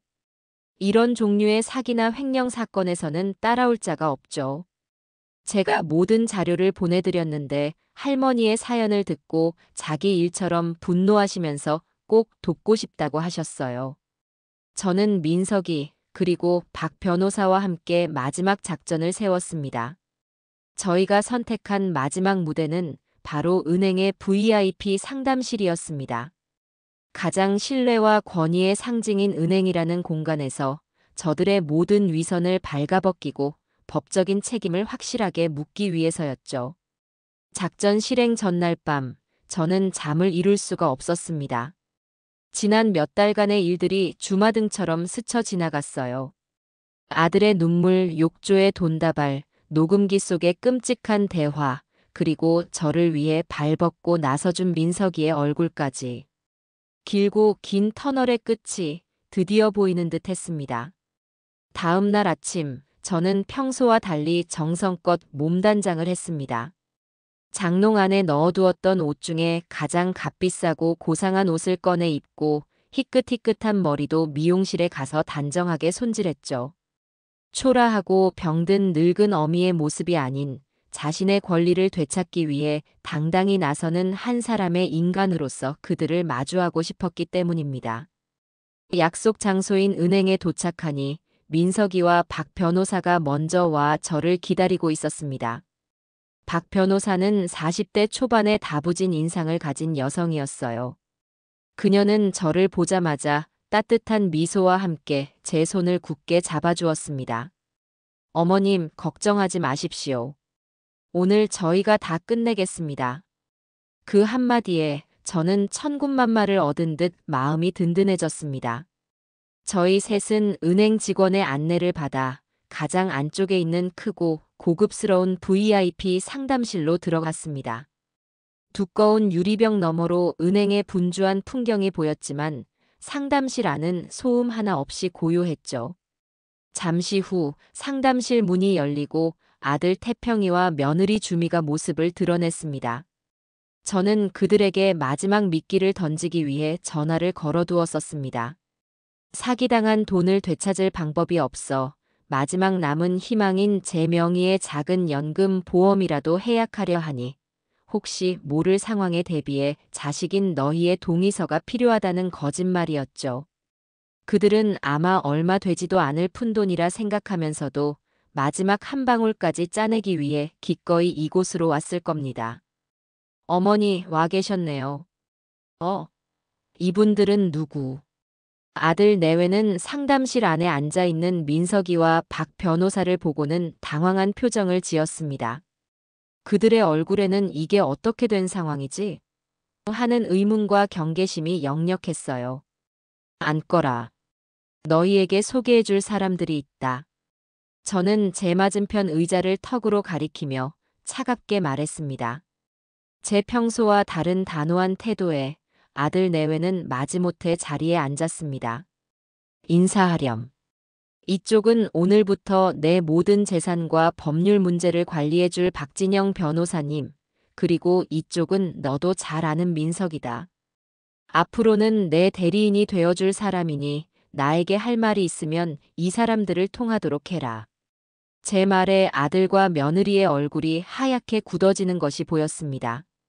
상황이 자신들의 예상과 전혀 다르게 흘러가고 있다는 것을 그제야 깨닫기 시작한 모양이었죠. 어머니, 그게 무슨 말씀이세요? 재산 관리라니요? 사기당해서 재산도 없으시다면서요. 며느리 주미가 애써 웃으며 물었습니다. 하지만 그 웃음은 미세하게 떨리고 있었어요. 저는 더 이상 그들과 말을 섞고 싶지 않았습니다. 저는 박 변호사에게 눈짓을 보냈습니다. 제 신호를 받은 박 변호사는 미리 준비해온 서류철을 꺼내 테이블 위에 올려놓았습니다. 이제 길고 길었던 연극의 막을 내리고 본격적인 심판을 시작할 시간이었습니다. 김태평 씨, 오주미 씨. 지금부터 두 분이 이경희 여사님께 저지른 모든 일에 대해 사실관계를 확인하는 절차를 시작하겠습니다. 박 변호사의 차갑고 날카로운 목소리가 고요한 상담실 안을 가득 메웠습니다. 아들 내외는 자신들이 완벽하게 짜인 덫의 한가운데로 걸어 들어왔다는 사실을 그제야 깨닫고 있었습니다. 창밖의 세상은 평화로웠지만 두꺼운 유리벽 안의 이 작은 방은 이제 곧 폭풍이 몰아칠 전쟁터가 될 것이었습니다. 박진영 변호사의 선포와 함께 은행 VIP 상담실의 공기는 얼음장처럼 차갑게 얼어붙었습니다. 아들 태평이와 며느리 주미는 자신들이 무엇을 잘못했냐는 듯 어이없고 황당하다는 표정을 애써 지어 보였어요. 하지만 그들의 눈동자는 불안하게 흔들리고 있었죠. 박 변호사는 그들의 연기 따위에는 아랑곳하지 않고 서류철의 첫 장을 넘겼습니다. 먼저 금전 거래 내역부터 확인하겠습니다. 김태평 씨는 2018년 3월 사업 초기 자금 명목으로 이경희 여사님께 현금 2억 원을 받으셨습니다. 맞습니까? 네. 네, 그건 어머니께서 도와주신 2020년 9월 사업 확장 자금으로 상가 보증금 1억 5천만 원을 추가로 받으셨고요. 그리고 올해 7월 회사가 어렵다는 이유로 이경희 여사님께서 마지막 남은 유품까지 처분하여 만든 5천만 원을 송금받으셨습니다. 저희가 확인한 공식적인 액수만 총 4억 원입니다. 이 사실에 대해 인정하십니까? 박 변호사가 내민 은행 거래 내역서 앞에서 태평이는 아무 말도 하지 못하고 입술만 달싹였습니다. 옆에 앉은 주미의 표정은 더욱 굳어졌죠. 물론 부모 자식 간에 도움을 줄 수는 있습니다. 하지만 문제는 두 분이 이경희 여사님을 기망하여 돈을 편취했다는 점입니다. 기망이라니요. 변호사님, 말씀이 너무 심하시네요. 저희가 언제 어머니를 속였다고 그러세요? 주미가 참지 못하고 날카롭게 소리쳤습니다. 박 변호사는 그런 주미를 조용히 바라보더니 책상 위로 작은 녹음기 하나를 꺼내 놓았습니다. 제가 그들의 집에 숨겨두었던 바로 그 녹음기였죠. 녹음기를 보는 순간 아들 내외의 얼굴이 새하얗게 질려갔습니다. 이 녹음기에 담긴 내용이 두 분의 기망 행위를 증명하는 첫 번째 증거입니다. 박 변호사는 망설임 없이 재생 버튼을 눌렀습니다. 상담실 안에는 아들과 며느리의 목소리가 선명하게 울려 퍼졌습니다. 저를 돈 나오는 마른 우물이라 조롱하고 치매 환자로 몰아 요양원에 보낼 계획을 세우는 그 끔찍한 대화가. 태평이와 주미는 고개를 푹 숙인 채 자신들의 목소리로 자신들의 죄를 고백하는 것을 들어야만 했습니다. 녹음이 끝나고 상담실 안에는 잠시 무거운 침묵이 흘렀습니다. 박 변호사는 이번엔 태블릿 PC를 꺼내 그들 앞에 내밀었습니다. 화면에는 아들 내외가 돈 상자를 차에 싣고 창고로 옮기는 모습이 담긴 수십 장의 사진이 슬라이드처럼 지나가고 있었죠. 그리고 이것이 두 번째 증거입니다. 두 분이 이경희 여사님의 돈을 숨겨둔 창고의 위치와 그 안에 보관된 현금 및 귀금 속의 사진이죠. 이 정도면 사기 및 횡령 혐의를 입증하는 데는 차고도 넘칠 겁니다. 모든 증거가 눈앞에 펼쳐지자 며느리 주미는 갑자기 태도를 바꾸었습니다. 이건 불법이에요. 동의 없이 녹음하고 사람을 미행해서 사진을 찍는 건 명백한 불법이라고요. 이걸로는 저희를 고소할 수 없어요. 주미가 악에 받쳐 소리쳤습니다. 하지만 박 변호사는 그런 주미를 보며 오히려 여유롭게 미소를 지었어요. 불법 수집 증거라 맞는 말씀입니다. 하지만 오주미 씨, 착각하지 마십시오. 저희는 이걸로 두 분을 고소할 생각이 처음부터 없었습니다. 네. 그게 무슨. 이건 그냥 앞으로의 협상을 원활하게 진행하기 위한 참고 자료일 뿐입니다. 저희가 두 분을 고소할 자료는 따로 있거든요. 박 변호사는 서류철에서 또 다른 서류 뭉치를 꺼내 테이블 위에 펼쳐놓았습니다. 바로 국세청에 제출할 두 분의 탈세 혐의 자료입니다. 저희가 파악한 바에 따르면 김태평 씨가 운영하는 회사는 페이퍼 컴퍼니, 즉 유령 회사더군요. 지난 5년간 소득 신고는 제대로 하지 않으면서 이경희 여사님께 받은 돈과 출처 불명의 자금으로 부동산과 주식 투자를 해왔습니다. 이 자료들이 국세청으로 넘어가는 순간 두 분은 지금까지 벌어들인 돈의 몇 배에 달하는 추징금을 내게 될 겁니다. 물론 조세 포탈 혐의로 형사처벌도 받게 되겠죠. 아, 이쪽은 불법 수집 증거가 아니니 법정에서도 효력이 아주 확실할 겁니다. 박 변호사의 설명이 끝나자 아들 내외는 완전히 넋이 나간 표정이었습니다. 자신들이 얼마나 큰 위기에 처했는지 그제야 실감한 듯 보였죠. 자, 이제 두 분께 선택지를 드리겠습니다. 박 변호사는 마지막 서류를 그들 앞에 내밀었습니다. 첫 번째 선택지는 지금 이 자리에서 저희의 고소, 고발을 모두 받아들이고 검찰 조사와 세무조사를 받는 겁니다. 그렇게 되면 두 분의 인생은 지금 이 순간 끝났다고 보시면 됩니다. 그리고 두 번째 선택지는 박 변호사는 아들 내외 앞에 펜을 하나 놓았습니다. 이 합의서에 서명하는 겁니다. 합의서의 내용은 간단합니다. 첫째, 그동안 이경희 여사님께 편취한 재산 4억 원에 정신적 피해 보상금 2억 원을 더해 총 6억 원을 24시간 안에 이경희 여사님의 새 계좌로 입금한다. 둘째, 앞으로 이경희 여사님의 모든 재산에 대한 상속권을 포기한다는 각서에 서명한다. 셋째, 다시는 이경희 여사님 앞에 나타나거나 연락하지 않겠다는 접근 금지 서약을 한다. 이 세 가지입니다. 어떻게 하시겠습니까? 모든 것이 끝났습니다. 더는 변명도 저항도 할 수 없는 완벽한 외통수였죠. 그제야 아들 태평이가 무너져 내렸습니다. 그는 의자에서 내려와 제 앞에 무릎을 꿇고 빌기 시작했습니다. 어머니, 제가 잘못했어요. 제가 정말 죽을 죄를 지었습니다. 어머니, 제발 한 번만 용서해 주세요. 네, 제가 다 갚을게요. 평생 어머니 옆에서 속죄하며 살게요. 아들은 눈물 콧물을 쏟아내며 제 바짓가랑이를 붙잡았습니다. 예전 같았으면 당장이라도 아들을 끌어안고 함께 울었을 겁니다. 하지만 지금 제 마음은 바람 한 점 불지 않는 잿더미처럼 고요하기만 했어요. 저는 제게 매달리는 아들을 아무 감정 없는 눈으로 조용히 내려다보았습니다. 그리고는 제 인생에서 가장 차가운 목소리로 입을 열었습니다. 일어나거라. 제 목소리에 아들은 움찔하며 저를 올려다보았습니다. 내가 낳은 아들 김태평은 오래전에 죽었다. 너는 내 아들이 아니야. 그저 내 돈을 노리고 접근한 사기꾼일 뿐이지. 그러니 나에게 어머니라고 부르지도 용서를 구하지도 마라. 너 같은 놈에게 베풀 용서는 내게 남아있지 않으니까. 제 말을 듣는 아들의 얼굴에서 모든 핏기가 사라졌습니다. 제 눈에 비친 것이 동정심 하나 없는 완전한 경멸이라는 것을 깨달은 모양이었죠.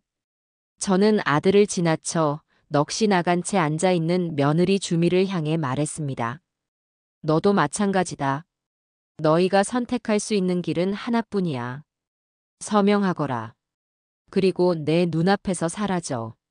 그것이 너희가 인간으로서 받을 수 있는 내 마지막 잡이다. 결국 아들 내외는 떨리는 손으로 합의서와 상속 포기 각서에 서명했습니다. 그들의 손에 들린 펜이 종이에 스치는 소리가 제게는 세상에서 가장 아름다운 음악처럼 들렸습니다. 모든 서명이 끝나고 그들은 죄인처럼 고개를 숙인 채 상담실을 빠져나갔습니다. 텅 빈 상담실에 저와 민석이 그리고 박 변호사 이렇게 셋만 남았습니다. 박 변호사와 민석이는 저를 향해 환한 미소를 지어 보였어요. 축하드립니다, 어머님. 모든 것이 끝났습니다. 저는 아무 말 없이 창밖을 바라보았습니다. 길고 길었던 전쟁이 드디어 끝이 났습니다. 하지만 이상하게도 기쁘거나 후련한 마음보다는 거대한 허무함이 저를 덮쳐왔습니다. 제 손으로 제 아들을 잘라낸 고통은 아마 평생 제 안에 상처로 남아있겠죠. 하지만 저는 후회하지 않았습니다. 이것은 제 자신을 지키고 제 남은 인생을 되찾기 위한 어쩔 수 없는 선택이었으니까요. 저는 이제 모든 것을 잃어버린 과거의 이경희가 아닌 모든 것을 되찾고 새로 시작할 미래의 이경이로 살아가야만 했습니다. 은행 VIP 상담실의 문이 닫히고 제 인생의 한 시대가 끝났습니다. 아들 내외가 남기고 간 합의서와 상속 포기 각서만이 방금 전까지 이곳에서 벌어졌던 치열한 전쟁의 유일한 증거였죠. 저와 민석이, 그리고 박 변호사는 한동안 아무 말 없이 앉아 있었습니다. 창밖으로 보이는 분주한 도시의 풍경이 마치 다른 세상의 일처럼 아득하게 느껴졌어요. 어머님, 이제 정말 다 끝났습니다. 집으로 돌아가셔서 편히 쉬세요. 박 변호사가 제 손을 따뜻하게 잡아주며 말했습니다. 저는 말없이 고개를 끄덕였죠. 집으로 돌아오는 택시 안에서 저는 창밖만 하염없이 바라보았습니다. 수십 년간 제 세상의 전부였던 아들이라는 존재를 제 손으로 직접 잘라낸 현실이 아직도 믿기지 않았습니다. 후련함보다는 거대한 태풍이 휩쓸고 지나간 뒤의 폐허처럼 공허하고 막막한 감정이 더 컸습니다. 집에 돌아온 저는 그날 이후 처음으로 텅 빈 제 자신을 마주해야 했습니다. 아들을 위해 새벽부터 일어나 밥을 짓고 아들을 위해 푼돈을 아끼고 아들의 성공을 위해 기도하던 지난날의 이경이는 이제 없었습니다. 무엇을 위해 살아야 할지 당장은 아무런 그림도 그려지지 않았어요. 시간은 더디게 흘렀습니다. 합의서에 명시된 24시간이라는 시간이 마치 24년처럼 길게 느껴졌죠.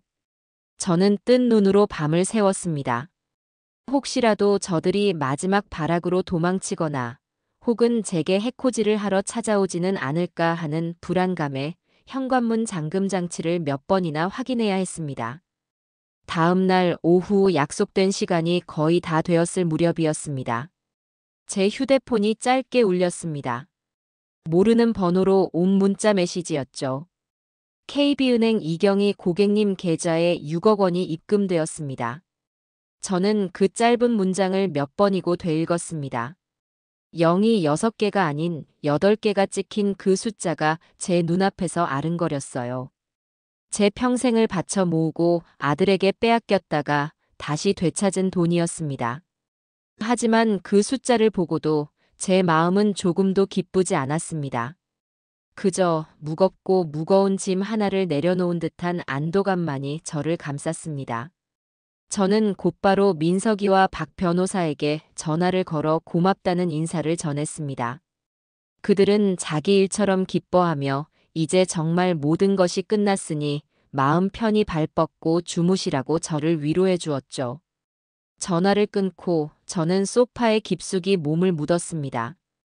긴장이 풀리자 온몸에 쌓여있던 피로가 한꺼번에 몰려오는 듯 했습니다.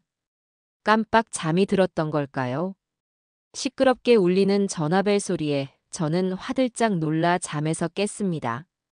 발신인은 며느리라고 저장된 이제는 세상에서 가장 끔찍한 이름이었습니다. 받을까 말까 망설이다가 저는 조용히 통화 버튼을 눌렀습니다. 그리고는 아무 말 없이 수화기를 귀에 대고만 있었죠. 여보세요? 이경희 씨? 수화기 너머로 들려오는 며느리의 목소리는 평소에 상냥하고 가식적인 톤이 아니었습니다. 얼음장처럼 차갑고 도끼가 가득 서려 있었죠. 돈은 잘 받았어. 그 돈 받으니까 아주 속이 시원해. 평생 자식 등골 빼먹고 산 걸로도 모자라서 이제는 아들 인생까지 아주 거덜내니까 행복하냐고. 주민은 악에 받쳐 소리쳤습니다. 저는 대답하지 않았습니다. 제 침묵에 더욱 화가 났는지 며느리는 더욱 거친 말들을 쏟아내기 시작했습니다. 당신이 그러고도 엄마야? 어떻게 자식 앞길을 이렇게 막을 수가 있어? 당신 때문에 태평 씨랑 내 인생은 이제 끝났어. 당신은 평생 혼자 외롭게 살다가 아무도 모르게 쓸쓸하게 죽어갈 거야. 저주할 거야. 평생 당신을 저주할 거라고. 저주에 가까운 악담이 제 귀를 파고들었지만 이상하게도 제 마음은 잔잔한 호수처럼 고요했습니다. 예전 같았으면 가슴이 찢어지고 피눈물이 났을 텐데. 이제는 그저 다른 세상의 이야기를 듣는 것처럼 무감각하기만 했어요. 며느리가 한참을 더 악을 쓰다 숨이 넘어갈 듯 헐떡일 때쯤 저는 조용히 입을 열었습니다. 제 생애 가장 차갑고 가장 낮은 목소리였습니다. 너가 그 더러운 돈이 가득한 욕조에서 목욕하며 행복해하던 그 돈. 그거 네 시어미가 평생 흘린 피눈물이란다.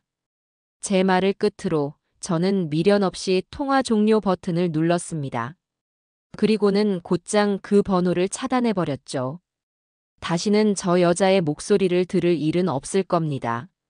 그로부터 며칠 뒤 초저녁이었습니다. 누군가 현관문을 두드렸습니다. 저는 인터폰 화면을 확인하고는 심장이 덜컥 내려앉는 기분이었습니다. 화면 속에는 며칠 사이에 10년은 늙어버린 듯한 아들 태평이가 초점 없는 눈으로 서 있었기 때문입니다. 저는 문을 열어주지 않았습니다. 그러자 아들은 문을 부술 것처럼 두드리며 울부짖기 시작했습니다. 어머니, 저예요, 태평이에요. 문 좀 열어주세요, 어머니. 제가 잘못했어요. 제가 정말 죽일 놈이에요. 어머니 얼굴 보고 용서를 빌게 제발 문 좀 한 번만 열어주세요. 아들의 절규가 낡은 현관문을 뚫고 제 가슴을 때렸습니다. 저는 문에 등을 기댄 채 눈을 감았습니다. 아들의 목소리는 제게 더 이상 연민의 대상이 아니었어요. 그저 끔찍했던 과거를 떠올리게 하는 소음에 불과했습니다. 저는 문에 달린 작은 체인만 걸어둔 채 아주 조금 문을 열었습니다. 좁은 틈새로 눈물 콧물로 범벅이 된 아들의 얼굴이 보였습니다. 어머니, 돌아가라. 저는 아들의 말을 잘랐습니다. 그리고 다시는 찾아오지 마라. 다음에 또 찾아오면 그때는 접근 금지 명령 위반으로 경찰에 신고할 거다. 내게 해줄 수 있는 내 마지막 배려이니 알아서 처신하거라. 어머니, 제발. 제가 어떻게 어머니를 안 보고 살아요? 제가 진짜 아들이잖아요. 내 아들은 죽었다. 내 기억 속에 내 아들은 어미를 위해 눈물 흘릴 줄 알고 감사할 줄 아는 아이였어. 너처럼 어미의 등 뒤에 칼을 꽂는 악마가 아니라. 그러니 돌아가. 더는 내 앞에서 내 더러운 눈물을 보이지 마라. 저는 그 말을 끝으로 아들의 절규를 등 뒤로 한 채 문을 닫았습니다. 그리고는 현관의 모든 잠금 장치를 걸어 잠갔습니다. 문 밖에서 한참을 더 울부짖던 아들의 소리는 이웃의 신고를 받고 출동한 경찰에 의해 멈췄습니다. 그날 이후 정말로 제 아들은 제 인생에서 완벽하게 사라졌습니다. 시간이 흘러 민석이를 통해 아들 내외의 소식을 간간히 전해 들었습니다. 그들이 살던 호화로운 아파트는 은행 빚을 갚지 못해 경매로 넘어갔고 페이퍼 컴퍼니는 결국 국세청의 강도 높은 세무조사를 받고 문을 닫았다고 했습니다. 며느리 주민은 아들을 원망하며 이혼 서류를 던지고 집을 나갔고 아들 태평이는 모든 것을 잃고 신용불량자가 되어 PC방을 전전하며 지낸다는 소식이 제가 들은 그들의 마지막 근황이었습니다. 그들의 몰락 소식에도 제 마음은 조금도 동요하지 않았습니다. 그저 인과응보라는 낡은 사자성어 하나만을 떠올릴 뿐이었죠. 저는 이제 제 자신의 삶을 정리하고 새로운 시작을 준비해야 했습니다. 저는 평생을 살아온 이 낡은 집을 처분하기로 마음먹었습니다. 집안 곳곳에 아들과의 추억이 먼지처럼 쌓여 있었고 저는 그 모든 것으로부터 자유로워지고 싶었어요. 짐을 정리하던 날이었습니다. 장롱 깊숙한 곳에서 빛바랜 낡은 앨범 하나를 발견했습니다. 앨범을 펼치자 갓난아기인 태평이를 품에 안고 세상 가장 행복한 미소를 짓고 있는 제 젊은 날의 모습이 보였습니다. 뒤이어 유치원 입학식에서 제 손을 꼭 잡고 있던 아들의 모습, 초등학교 운동회에서 씩씩하게 달리던 아들의 모습, 대학 합격 통지서를 받고 저와 부둥켜 안고 울던 아들의 모습이 차례로 나타났습니다. 사진 속의 우리는 정말로 행복해 보였습니다. 저는 그 앨범을 들고 마당으로 나갔습니다. 그리고는 낡은 양철 대야 안에 앨범을 넣고 기름을 부었습니다. 성냥을 그어 불을 붙이자 화르륵 하는 소리와 함께 사진들이 타오르기 시작했습니다. 행복했던 우리의 모습이, 즐거웠던 추억들이 검은 재가 되어 바람에 흩날렸습니다. 저는 눈물 한 방울 흘리지 않고 그 모든 것이 사라질 때까지 묵묵히 지켜보았습니다. 사진 속의 젊은 어머니 이경희도, 사랑스러웠던 아들 김태평도 오늘 이 불길 속에서 함께 죽었습니다. 이제 저는 오직 저 자신만을 위한 새로운 인생을 살아갈 겁니다. 그 누구의 어머니도 아닌 오롯한 인간 이경희로서 말입니다. 낡은 집을 처분하고 새로운 보금자리로 이사하던 날, 하늘은 거짓말처럼 맑고 푸르렀습니다. 제가 새로 이사 온 곳은 도시의 소음으로부터 멀리 떨어진 바닷가의 작은 아파트였어요. 거실 창문을 열면 시원한 바닷바람과 함께 짭조름한 바다 내음이 밀려 들어왔고, 눈앞에는 끝없이 펼쳐진 수평선이 그림처럼 걸려 있었습니다. 제 힘으로 오직 저를 위해 마련한 생애 첫 집이었습니다. 이사 첫날, 저는 짐도 풀지 않고 텅 빈 거실 한가운데에 한참을 서 있었습니다. 따스한 햇살이 제 온몸을 감싸는 기분이었죠. 지난 몇 달간 저를 짓눌렀던 무거운 갑옷을 벗어던지고 다시 태어난 기분이었습니다. 저는 모든 창문을 활짝 열었습니다. 낡은 집의 퀴퀴한 냄새 대신 새로운 희망의 공기를 가슴 가득 들이마시고 싶었기 때문입니다. 혼자만의 생활은 처음에는 조금 어색하고 낯설었습니다. 평생을 누군가를 위해 밥을 하고 누군가를 위해 집을 치우며 살아왔으니까요. 하지만 그 낯설문 이내 자유로움과 해방감으로 바뀌어 갔습니다. 제가 먹고 싶을 때 밥을 먹고 자고 싶을 때 잠을 잤습니다. 누구의 눈치도 볼 필요가 없었고 누구를 위해 희생할 필요도 없었죠. 저는 오롯이 저 자신에게만 집중하기 시작했습니다. 그러던 어느 날 아파트 게시판에 붙어있는 문화센터 수강생 모집 공고를 보게 되었습니다. 수채화, 서예, 댄스 스포츠.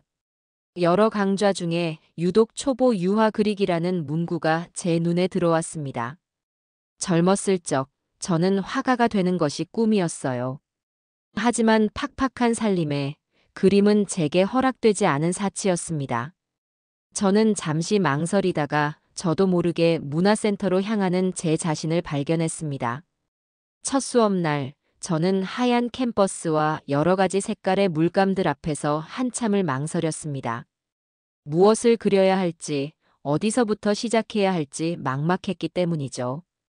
그때 저를 가르치는 젊은 여자 선생님이 다가와 제 어깨를 두드리며 말했습니다.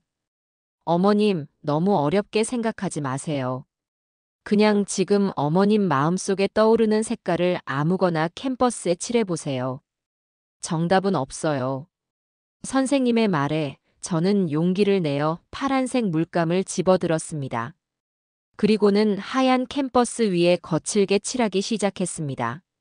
제 눈앞에 펼쳐진 바다의 색, 제 마음을 뻥 뚫어주던 하늘의 색. 파란색을 다 칠하고 나니 이번에는 노란색을 칠하고 싶어졌습니다. 저를 비추던 따스한 햇살의 색이었죠. 그렇게 저는 몇 시간 동안 아이처럼 물감을 섞고 칠하며 저만의 세상을 캔버스 위에 만들어 나갔습니다. 수업이 끝났을 때 제 그림은 형편없는 추상화에 가까웠지만 제 마음은 날아갈 듯 가벼워졌습니다. 하얀 캔버스를 채워나가면서 제 마음속의 응어리들도 함께 풀려나가는 기분이었어요. 그림 그리기는 곧 제 삶의 가장 큰 즐거움이 되었습니다. 저는 매일같이 캠퍼스 앞에 앉았고 제 그림 실력도 조금씩 늘어갔죠. 그리고 그곳에서 저는 새로운 인연을 만나게 되었습니다. 저와 비슷한 연배에 아주 쾌활하고 웃음이 많은 순자 씨라는 분이었어요. 경혜 씨, 그림이 날마다 달라지네. 아주 그냥 피카소가 울고 가겠어. 순자 씨는 제 어설픈 그림에도 늘 아낌없는 칭찬을 해주었습니다. 저희는 수업이 끝나면 함께 바닷가 찻집에 가서 커피를 마시며 수다를 떨었고 맛있는 식당을 찾아다니며 점심을 먹기도 했습니다. 순자 씨는 몇 년 전 남편과 사별하고 자식들은 모두 출가시켜 혼자 살고 있다고 했어요. 저희는 서로의 처지를 이야기하며 금세 가까워졌고 서로의 아픔을 보듬어주는 둘도 없는 친구가 되었습니다. 경희 씨, 사람은 말이야, 자식 보고 사는 게 아니야. 내 인생 내가 즐겁게 살아야지. 자식들은 다 자기 살기 바쁜 남이야, 남. 순자 씨의 툭툭 내뱉는 말들이 제게는 그 어떤 위로보다 큰 힘이 되었습니다. 저는 순자 씨와 함께 웃고 떠들며 지난 수십 년간 잊고 살았던 제 자신의 모습을 조금씩 되찾아가고 있었습니다. 어느 날 저는 민석이와 함께 식사를 하게 되었습니다. 그동안 저를 도와주느라 고생한 민석이에게 근사한 저녁을 사주고 싶었기 때문입니다. 민석이는 몰라보게 밝아진 제 모습을 보며 자기 일처럼 기뻐해 주었어요. 할머니, 정말 좋아 보이세요. 제가 다 뿌듯하네요. 다 민석이 너 덕분이다. 너가 아니었으면 나는 아직도 그 지옥 속에서 살고 있었을 게다. 식사를 하던 중 저는 민석이에게 조심스럽게 부탁을 하나 했습니다. 제가 가진 돈의 일부를 좋은 곳에 쓰고 싶다는 이야기였죠. 저처럼 자식에게 아픔을 겪은 노인들을 위해 돈을 쓰고 싶구나. 그 사람들이 다시 일어설 수 있도록 작은 희망이라도 되어주고 싶어. 제 말에 민석이는 한참 동안 저를 바라보더니 깊이 고개를 끄덕였습니다. 네, 할머니. 제가 꼭 그런 곳을 찾아볼게요. 할머니의 그 따뜻한 마음이 꼭 필요한 곳에 전달될 수 있도록요. 며칠 뒤 민석이는 한 비영리 단체를 소개해 주었습니다. 가족에게 금융 사기를 당한 노인들에게 법률 지원과 심리 상담을 해주는 곳이었죠. 저는 그곳에 제 이름을 밝히지 않고 거액의 돈을 기부했습니다. 돈을 보내고 나니 제 마음이 그 어떤 때보다도 풍요로워지는 것을 느꼈습니다. 제 아픔과 상처가 다른 누군가에게는 희망의 씨앗이 될 수 있다는 사실이 제게 큰 위안을 주었기 때문입니다. 저는 더 이상 과거에 얽매여 사는 피해자가 아니었습니다. 제 아픔을 딛고 일어나 다른 사람의 아픔까지 보듬을 수 있는 단단하고 강인한 사람으로 다시 태어나고 있었습니다. 제 인생의 두 번째 장은 그렇게 조용하지만 아름답게 시작되고 있었습니다. 시간은 유수와 같다는 말이 있습니다. 제 인생을 송두리째 핥히고 지나갔던 그 끔찍한 폭풍우가 멎고 어느새 두 번의 가을이 제 곁을 스쳐 지나갔습니다. 저는 이제 아침에 눈을 뜰 때마다 어둠 속에서 불안에 떠는 대신 창문으로 쏟아져 들어오는 눈부신 햇살을 보며 미소 짓는 사람이 되었어요. 오늘도 제게 주어진 소중한 하루를 어떤 색깔로 채워나갈까 하는 설렘으로 가슴이 부풀어 오르는 그런 평범하고도 감사한 일상을 살게 된 겁니다. 제 얼굴에서는 오랜 세월 저를 짓눌렀던 수심의 그늘이 깨끗이 걷혔고 그 자리에는 제 친구 순자 씨의 말처럼 소녀 같은 웃음이 말을 날 없이 피어나기 시작했습니다. 이제 제 삶에는 저만의 규칙과 즐거움이 생겼습니다. 오전에 그림을 그리고 점심에는 순자 씨와 함께 동네 맛집을 찾아다니거나 바닷가를 산책했죠. 오후에는 새로 생긴 취미인 정원을 가꾸거나 조용한 찻집에 앉아 책을 읽었습니다. 저녁에는 좋아하는 음악을 틀어놓고 저를 위한 근사한 저녁상을 차렸어요. 평생을 누군가를 위해 밥을 짓고 설거지를 했는데 오직 저 한 사람을 위해 요리하는 즐거움이 이토록 클 줄은 예전엔 미처 몰랐습니다. 그러던 어느 날 제가 다니는 문화센터에서 작은 전시회를 열게 되었습니다. 1년 동안 갈고 닦은 회원들의 작품을 모아 동네 주민들에게 선보이는 소박한 자리였죠. 선생님은 제게도 그림 한 점을 출품해달라고 권유했지만 저는 손사래를 치며 거절했습니다. 아이, 선생님도 제가 그린 걸 어디다 내놓는다고 그러세요. 저는 그냥 제 재미로 그리는 건데요, 뭘. 경희 어머님, 그런 말씀 마세요. 어머님 그림에는 사람 마음을 끄는 힘이 있어요. 특히 그 바다 그림은 볼 때마다 제 마음이 다 시원해지는걸요. 선생님의 칭찬에도 저는 영 자신이 없었습니다. 하지만 옆에서 듣고 있던 순자 씨가 제 등을 떠밀며 역정을 냈어요. 어머, 경혜 씨는 왜 그래? 이게 얼마나 좋은 기회인데. 자기 그림이 번듯하게 액자에 걸려서 벽에 걸리는 게 아무나 하는 경험인 줄 알아? 이건 무조건 해야 해. 순자 씨의 성화에 못 이겨 저는 결국 제 그림 중 하나를 골라 출품하기로 했습니다. 어떤 그림을 내야 할까 며칠을 고민하다가 저는 제 첫 작품을 선택했어요. 제가 그림을 배우기 시작한 첫날, 무엇을 그려야 할지 몰라 그저 제 마음이 가는 대로 파란색과 노란색 물감을 마구 칠했던 정체 모를 추상화였죠. 그때의 혼란과 희망이 뒤섞인 제 마음이 고스란히 담겨 있는 것 같아 왠지 더 애착이 가는 그림이었습니다. 전시회 날 저는 아침부터 잔뜩 긴장한 채 순자 씨의 손에 이끌려 문화센터 갤러리로 향했습니다. 작은 공간이었지만 벽에는 회원들의 정성이 담긴 수십 점의 그림들이 근사하게 걸려 있었어요. 그리고 그 한쪽 벽면에 제 그림도 번듯한 액자에 담겨 조명을 받고 있었습니다. 저는 제 그림 앞에 서서 한참을 바라보았습니다.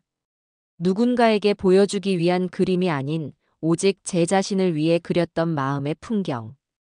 그것이 이경희라는 제 이름표와 함께 걸려 있는 것을 보니 가슴속에서 뜨거운 무언가가 뭉클하게 차오르는 기분이었어요. 저는 더 이상 누구의 어머니, 누구의 아내가 아닌 화가 이경이라는 새로운 이름으로 세상에 서 있는 듯 했습니다. 한참 그림을 감상하고 있는데 옆에서 작은 실랑이가 벌어졌습니다. 젊은 여자가 나이든 자기 어머니의 팔을 붙잡고 애원하고 있더군요. 엄마, 제발 집에 가자. 여기서 이러면 어떡해. 싫다. 너는 왜 맨날 나한테 가라 말아야? 내가 네 돈 쓰냐? 내 돈 쓰고 내 맘대로 다니겠다는데 너가 왜 난리야? 노모는 악에 받쳐 소리쳤고 딸의 얼굴은 지칠 대로 지쳐 보였습니다. 그 모습을 보는 순간 과거의 기억이 희미하게 스쳐 지나갔지만 이상하게도 마음이 아프지는 않았습니다. 그저 저 딸의 마음이 얼마나 무거울까 하는 안쓰러움이 들 뿐이었죠. 저는 조용히 그들에게 다가가 노모의 손을 부드럽게 잡았습니다. 어머님, 그림이 참 좋지요? 저기 저 바다 그림 제가 그린 거예요. 어머님도 혹시 바다 좋아하세요? 제 갑작스러운 등장에 노모는 잠시 경계하는 눈빛으로 저를 보더니 이내 제 그림 쪽으로 시선을 돌렸습니다. 그림은 무슨. 그냥 시퍼렇기만 하구먼. 맞아요. 그냥 시퍼렇기만 하죠. 저 그림 그릴 때 제 마음도 딱 저랬거든요. 속이 아주 시퍼렇게 멍들어 있었는데 저렇게 그리고 나니 조금 시원해지더라고요. 제 말에 노모는 아무 대답 없이 제 그림만 빤히 바라보았습니다. 저는 그런 노모의 어깨를 가볍게 두드려주고는 딸에게 눈짓을 보내며 자리를 비켜주었습니다. 잠시 후 노모는 언제 소리를 질렀냐는 듯 딸의 부축을 받으며 조용히 전시회장을 빠져나갔습니다. 그 뒷모습을 보며 저는 제가 정말로 괜찮아졌다는 것을, 과거의 상처로부터 완전히 자유로워졌다는 것을 깨달을 수 있었습니다. 그렇게 마음이 훈훈해진 채로 집에 돌아와 우편함을 열었는데 그 안에 낯익은 글씨체의 편지 한 통이 들어 있었습니다. 제게는 이제 친아들보다 더 든든하고 살가운 이름, 최민석 석자가 적혀 있었죠. 저는 보물을 발견한 사람처럼 편지를 품에 안고 집으로 올라왔습니다. 그리고는 가장 아끼는 찻잔에 향긋한 국화차를 우려 창가 자리에 편안하게 앉아 조심스럽게 편지를 개봉했습니다. 민석이의 단정하고 힘있는 글씨가 따뜻한 가을 햇살 아래서 반짝이는 듯 했습니다. 할머니, 안녕하세요. 민석입니다. 쌀쌀해지는데 감기 조심하고 잘 지내고 계시지요? 저는 할머니 덕분에 하루하루 아주 의미 있고 보람차게 잘 지내고 있습니다. 편지는 늘 그렇듯 따뜻한 안부 인사로 시작되었습니다. 민석이는 이제 제게 일주일에 한두 번은 꼭 전화를 걸어 안부를 묻고 한 달에 한 번은 꼭 찾아와 함께 식사를 하는 진짜 가족 같은 존재가 되어 있었죠. 얼마 전에 제가 사무실에서 처음으로 맡았던 사건이 드디어 끝났습니다. 아들에게 전 재산을 빼앗기고 작은 단칸방에서 홀로 지내시던 할아버지셨어요. 처음 오셨을 때 할아버지는 삶의 모든 희망을 잃어버린 얼굴이셨죠. 저희는 할아버지의 아들을 상대로 1년이 넘는 긴 시간 동안 싸웠습니다. 그리고 마침내 얼마 전 대법원에서 최종 승소 판결을 받아냈습니다. 아들에게 빼앗긴 집과 재산을 모두 되찾고 그 아들은 법의 심판을 받게 되었어요. 판결이 나던 날 할아버지께서 제 손을 잡고 엉엉 우시는데 저도 함께 눈물이 났습니다. 예전에 다니던 대기업 법무팀에서 수백억짜리 계약을 성사시켰을 때보다 지금 이 순간이 제 인생에서 가장 보람되고 행복한 순간이라는 것을 깨달았습니다. 저는 저도 모르게 눈시울이 뜨거워지는 것을 느꼈습니다. 민석이가 걷고 있는 그 길이 얼마나 고되고 힘든 길인지 알기에 그가 느끼는 보람의 무게가 고스란히 제게도 전달되는 듯 했습니다. 이 모든 것이 할머니 덕분입니다. 만약 제가 할머니를 만나지 못했다면 저는 아마 아직도 영혼 없는 서류 더미에 파묻혀 돈만 좇으며 살고 있었을 겁니다. 할머니의 용기와 강인함이 제게 돈보다 더 소중한 가치가 무엇인지 가르쳐 주셨습니다. 제 인생의 방향을 올바른 곳으로 이끌어 주신 분은 바로 할머니입니다. 그러니 할머니, 이제는 더 이상 아파하지 마시고 지난 일에 대해 죄책감도 갖지 마세요. 할머니는 그저 할머니 자신을 지켜내셨을 뿐만 아니라 저와 그리고 앞으로 제가 만나게 될 수많은 분들의 인생까지 구하신 겁니다. 그러니 부디 세상에서 가장 행복하셔야만 합니다. 제 마음속의 진짜 어머니, 이경희 할머니. 늘 건강하세요. 할머니께서 좋아하시는 가을 전어가 요즘 제철이랍니다. 조만간 가장 맛있는 놈으로 사들고 찾아뵙겠습니다. 아들 같은 민석 올림. 저는 편지를 가슴에 품고 소리내어 울었습니다. 하지만 그 눈물은 더 이상 슬픔이나 분노의 눈물이 아니었어요. 감사와 감동, 그리고 제 자신에 대한 깊은 대견함이 뒤섞인 따뜻하고 정화되는 눈물이었습니다. 저는 제게 진짜 아들이 생겼다는 것을, 제 상처가 누군가에게는 희망의 증거가 되었다는 것을 비로소 온 마음으로 실감할 수 있었습니다.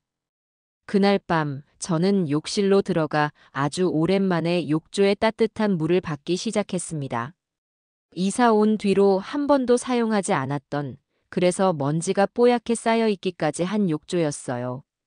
어쩌면 제 무의식 속에 욕조라는 공간에 대한 깊은 트라우마가 낙인처럼 남아있었는지도 모릅니다. 하지만 오늘만큼은 그 지긋지긋한 트라우마를 깨끗하게 씻어내고 싶었습니다. 민석이의 편지가 제게 마지막 남은 용기를 주었기 때문입니다. 저는 욕조를 깨끗이 닦고 며칠 전 순자 씨에게 선물 받은 향기로운 장미 입욕제를 아낌없이 물에 풀었습니다. 순식간에 욕실 안에는 향긋하고 따뜻한 증기가 몽글몽글 피어올랐죠. 저는 조심스럽게 욕조 안으로 몸을 담갔습니다. 따뜻한 물이 제 온몸의 근육과 마음을 부드럽게 감싸는 순간, 저도 모르게 깊은 탄식이 흘러나왔습니다. 그리고 눈을 감자 제 머릿속에 두 개의 욕조가 선명하게 떠올랐습니다. 더러운 탐욕과 차가운 거짓으로 가득 차 있던 아들 내 집의 욕조. 그 안에서 발견했던 돈다발의 서늘한 감촉과 제 아들의 얼굴에 떠올랐던 짐승 같은 공포. 그리고 지금 장미 향기와 따뜻한 온기로 저의 모든 상처를 위로하는 저의 새로운 욕조. 그 두 개의 욕조가 제 머릿속에서 천천히 겹쳐지며 저는 비로소 진정한 깨달음을 얻었습니다. 진정한 복수는 저들을 파멸시키고 불행의 나락으로 떨어뜨리는 것이 아니라는 사실을요. 물론 그들이 자신들의 죄에 대한 대가를 받는 것은 당연한 인과응보입니다. 하지만 그것이 제 행복의 목적이 되어서는 안 되는 것이었어요. 진정한 복수는 그들이 더 이상 제 인생에 먼지 한 톨만큼의 영향도 미치지 못하게 되는 것. 그들의 이름 석자조차 제 기억 속에서 희미해지고 제가 온전히 제 삶의 주인이 되어 매 순간을 웃고 사랑하고 행복하게 살아가는 것. 그것이야말로 세상에서 가장 완벽하고 가장 통쾌하며 가장 우아한 복수라는 것을 말입니다.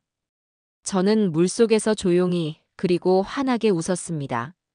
제 마음 가장 깊은 곳에 박혀있던 마지막 응어리마저 이 따뜻한 물에 모두 녹아내려 흔적도 없이 사라지는 기분이었습니다. 다음 날 아침, 저는 순자 씨와 함께 늘 가던 바닷가로 그림을 그리러 나갔습니다. 눈부신 가을 햇살 아래 바다는 수억 개의 다이아몬드를 쏟아부은 듯 찬란하게 반짝이고 있었죠. 저희는 나란히 이제를 펴고 앉아 말없이 캠퍼스의 그 평화로운 풍경을 담기 시작했습니다. 그림을 그리던 순자 씨가 문득 붓을 놓고 저를 보며 말했습니다. 경혜 씨, 그거 알아? 요즘 경혜 씨 웃는 모습 보면 나까지 덩달아 기분이 좋아져. 꼭 평생 힘든 일 하나도 안 겪고 온실 속 화초처럼 곱게만 자란 사람 같아. 저는 순자 씨를 보며 장난스럽게 눈을 흘기고는 환하게 웃었습니다. 그리고는 제 눈앞에 펼쳐진 눈부시게 아름다운 수평선을 바라보며 마음속으로 대답했습니다. 아니, 순자 씨. 나는 내 인생의 그 어떤 폭풍우보다 더 거센 비바람을 온몸으로 맞았기에 지금 내리쬐는 이 햇살이 얼마나 따뜻하고 소중한지 알 수 있는 거야. 가장 깊은 어둠을 헤매어 보았기에 지금 이 아침의 빛이 얼마나 찬란한지 느낄 수 있는 거라고. 그때 제 휴대폰이 경쾌하게 울렸습니다. 민석이에게서 온 문자였죠. 할머니, 오늘 날씨 정말 좋네요. 주말에 약속 잊지 않으셨죠? 제가 세상에서 제일 맛있는 가을 전어 사드릴게요. 저는 미소를 머금고 답장을 보냈습니다. 그래, 목 빠지게 기다리고 있으마. 문자를 보내고 나니 제 입가에 또다시 행복한 웃음이 번졌습니다. 저는 다시 붓을 들었습니다. 제 캠퍼스에는 이제 더 이상 어둡고 차가운 색은 없었습니다. 오직 눈부신 햇살과 투명한 바다, 그리고 모든 것을 따뜻하게 감싸 안는 푸른 하늘만이 가득할 뿐이었죠. 진정한 제 인생은 바로 지금부터 시작이었습니다. 그리고 저는 세상에서 가장 행복한 사람이 될 겁니다. 그것이야말로 제 길고 길었던 아픔과 복수극의 가장 완벽하고 아름다운 마지막이니까요.